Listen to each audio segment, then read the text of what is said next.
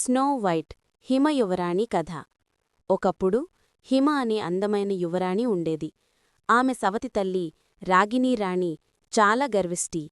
హిమ తన ఇంటి పనులన్నీ పక్షుల, చిన్న జంతువుల సహాయంతో ఆనందంగా చేసేది. ప్రతిరోజూ రాణి తన అద్దం ముందు నిలబడి, అద్దమా అద్దమా, ఈ దేశంలో అందరికంటే అందగత్తె ఎవరు అని అడిగేది. అద్దం ఎప్పుడూ, రాణి మీరే అత్యంత అందగత్తె అని సమాధానమిచ్చేది.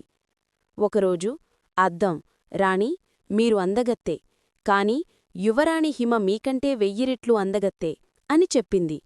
కోపంతో రాణి శంకరనే వేటగాడిని పిలిచి హిమను అడవిలోకి తీసుకువెళ్లి చంపమని ఆజ్ఞాపించింది.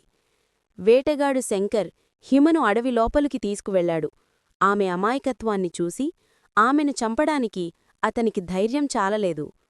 పరుగెత్తు హిమ, వీలైనంత వేగంగా పారిపో అని అతను అరిచాడు. హిమ దట్టమైన అడవిలో ఒంటరిగా పరిగెత్తింది. భయంతో వణికింది. అప్పుడు అడవి జంతువులు, ఒక కుందేలు, జింక, ఉడుత ఆమె చుట్టూ చేరి మృదువుగా ఆమెను ఓదార్చాయి. కొంతసేపటికి హిమ ఒక చిన్న మనోహరమైన కుటీరాన్ని కనుగొంది.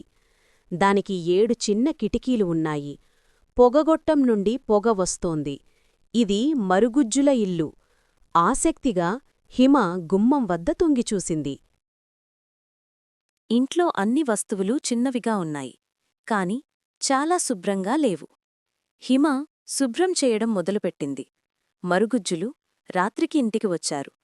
వారు హిమను సంతోషంగా ఆహ్వానించి ఆమెకు రక్షణ ఇచ్చారు. రాగిణిరాణి మళ్లీ అద్దాన్ని అడిగింది.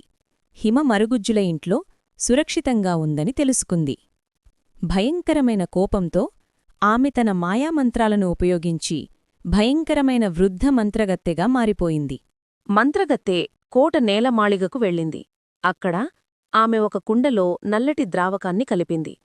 దానినుండి మాయా ఆవిరి వస్తోంది. అందమైన కాని విషపూరితమైన యాపిల్ను సృష్టించింది. మంత్రగత్తె మారువేషంలో మరుగుజ్జుల ఇంటికి వెళ్లి హిమను తలుపు తెరవమని ఒప్పించింది. ఈ అందమైన యాపిల్ తీసుకో యువతీ, కేవలం ఒక కాటు అని వృద్ధురాలు చెప్పింది. అమాయక హిమ ఒక కాటు వేసింది. తక్షణమే ఆమె నేలపై పడిపోయింది.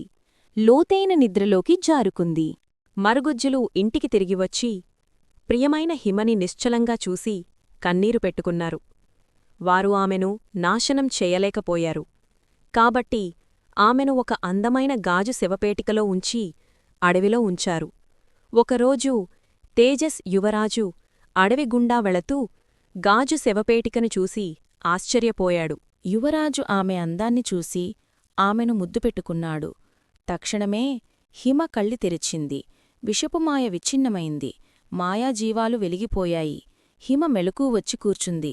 సంతోషంగా మరుగుజ్జులను, యువరాజును హత్తుకుంది.